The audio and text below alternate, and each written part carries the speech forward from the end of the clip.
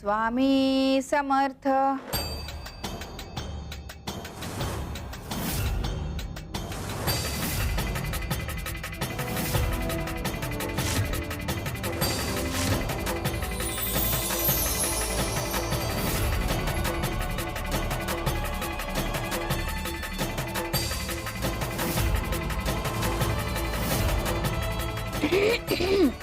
श्री स्वामी समर्थ, श्री स्वामी समर्थ।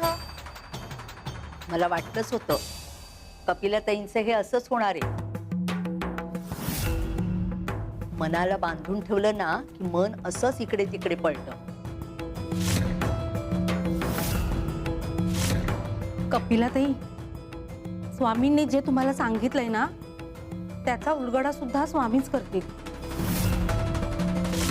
गायत्री, शांत बसा आणि मलाही शांतपणे नामस्मरण करू द्या, ध्यान धारणा करू द्या मला।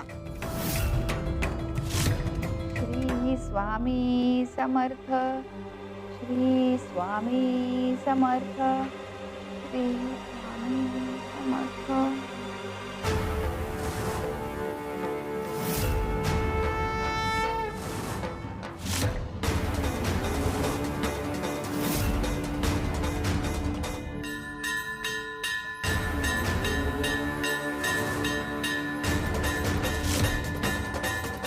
शिवशंकर शंभो। स्वामी, मनापासून नामस्मरण करते पण चित्त थाऱ्यावर नाहीये। डोळे बंद केले ना की सोन्याची तिजोरी दिसते मला। असं का होतंय स्वामी? आम्हाला सांग, ध्यानाला बसल्यापासून तुझ्या मनात महालाचा, दागिन्यांचा विचार आला का?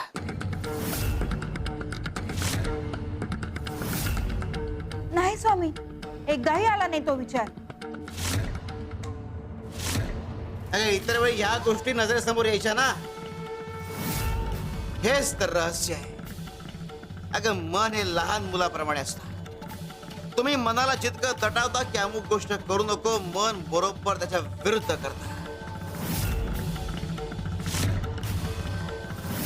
तुम्ही मनाला जितकं सांगता की देवाचं नामस्मरण कर, मन त्याच्या विरुद्ध करतं, नको नको त्या गोष्टींचा विचार करतं। तेव्हा मनाला दटावणं बंद करा, त्याला मोकळा सोडा, शांत होऊ द्या। अरे, ज्याप्रमाणे लहान मूल शांत झालं की आईकडे परत येतं, त्याचप्रमाणे मन शांत झालं की ते देवाजवळ येतं। अगं, ध्यान, नामस्मरण हा नियम नाही, आवड आहे, ती लागू द्यावी आणि गुरु ती आवड लावतो। शिवशंकर शंभो। दिवा शांत व्हायला नको, दिवा शांत व्हायला नको, दिवा शांत नको व्हायला। आई, आई, दिवा शांत नको व्हायला।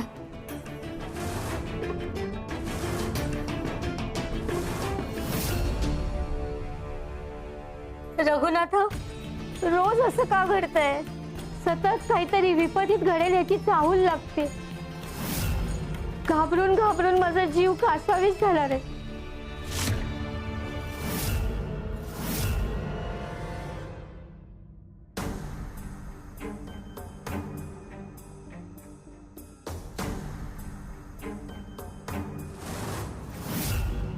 मग मिळालं का कर्ज?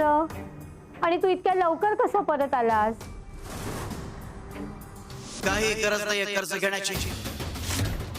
वैद्यांना सांग नियमित उपचार करायला आणि हा आजार नियमित वेळेत बरा होतो।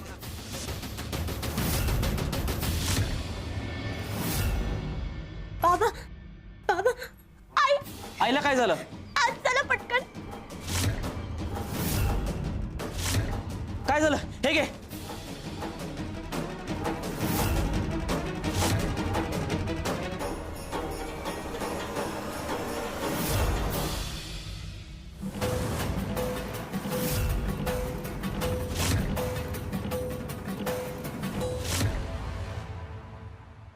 राधा, राधा उठ, डोळे उघड।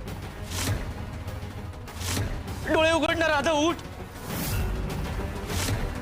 राधा, ए राधा, राधा उठ ना ग बाळा. हे बघ, आम्ही सगळे आहोत तुझ्या सोबत. राधा उठ, राधा उठ, उठ. बाबा, मी आईला औषध द्यायला आले होते, पण ती अशीच पडली होती. मी तिला उठवण्याचाही प्रयत्न केला, पण आईचा काहीच प्रतिसाद नाही. ती डोळेच उघडत नाहीये. नाही नाही, हे शक्य नाही. राधा, तू मला सोडून जाऊ शकत नाही. राधा, राधा उठ ना. राधा, राधा माझा ऐकतेस ना तू? उठ, उठ ना राधा. राधा मला सोडून जाऊ नको. राधा. स्वामी, राधा गेली की काय?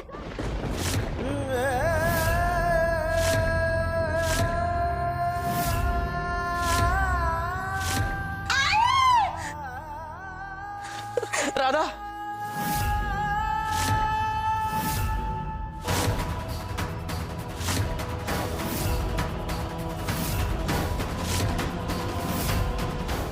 आई, राधाचा श्वास चालू आहे, पण बोलत का नाही? राधा बोल ना. उठ, उठ ना राधा, उठ. काहीतरी बोल. उठ ना राधा. राधा, राधा उठ ना. राधा काय झालं तुला? राधा, राधा, राधा उठ. आई, आई उठ ना. आई,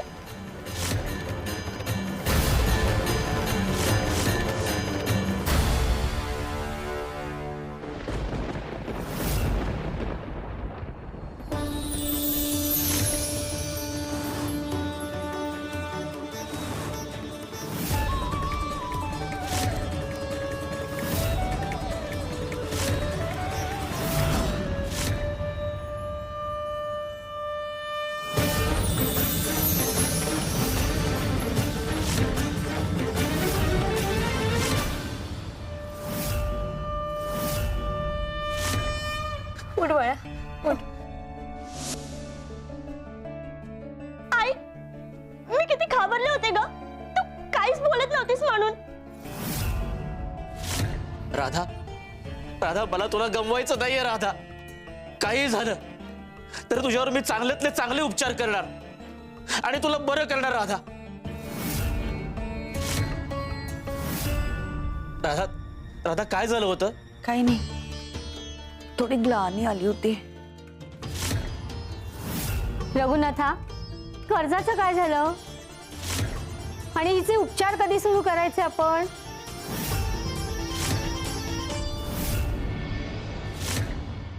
तू सांगितलंस वैद्यांना की राधाचा आजार 4-8 दिवसात बरा होतात म्हणून. स्वामी, पण राधावरती उपचार. वैद्यांना सांग नियमित उपचार करायला आणि हा आजार नियमित वेळेत बरा होऊ दे.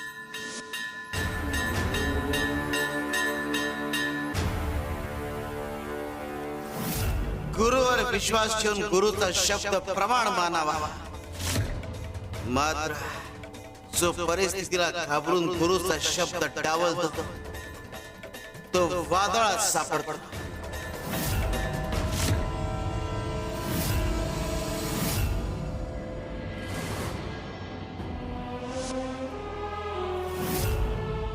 स्वामी, तुमचा शब्द आमच्यासाठी नेहमीच प्रमाण राहिलाय आणि आतापर्यंत एकदाही मी तो डावललेला नाहीये आणि आजही माझ्या अंतःकरणाला तसं करायची इच्छा नाहीये. पण स्वामी, राधाची आत्ताची अवस्था जर तुम्ही पाहिली असती तर तुम्हीही तुमचा शब्द मागे घेतला असता. स्वामी, काही झालं तरी वैद्यांनी सुचवलेले उपचार मी राधावर करणारच.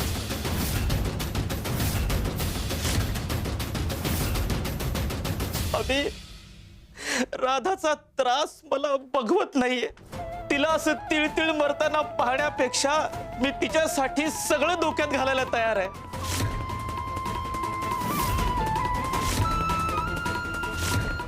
बाकी तुम्ही कृपा करालच.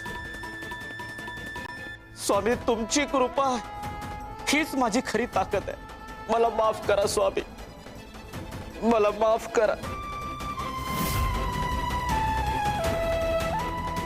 श्री स्वामी समर्थ. श्री स्वामी समर्थ.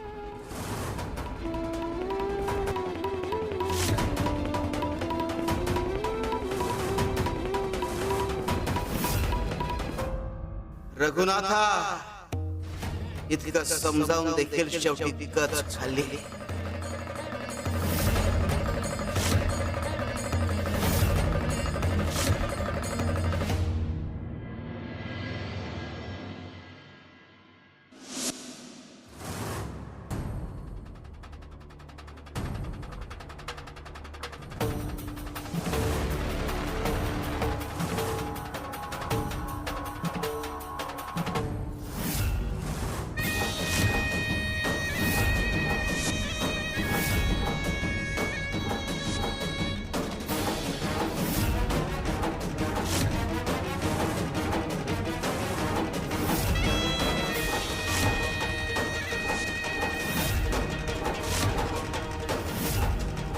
हा इथं का आलाय?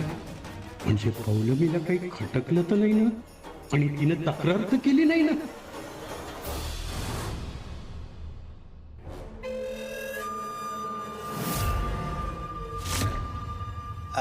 अरे वा रघुनाथराव, आज इथे कसं काय येणं केलं?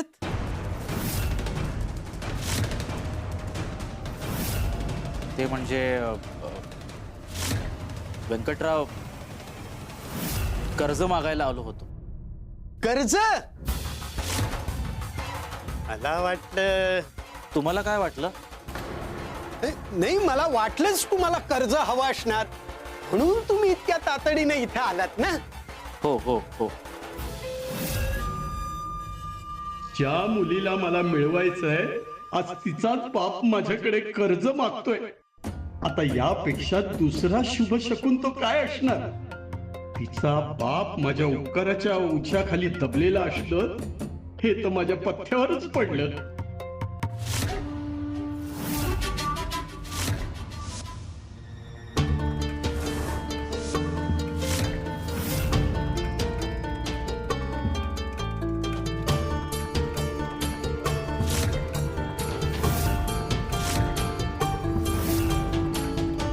नारळ दगडावर आपटायला नाही, तर दगड स्वतःवर आपटून घ्यायला निघालाय. ज्याला म्हणतात दुर्दैवाला आमंत्रण देणे.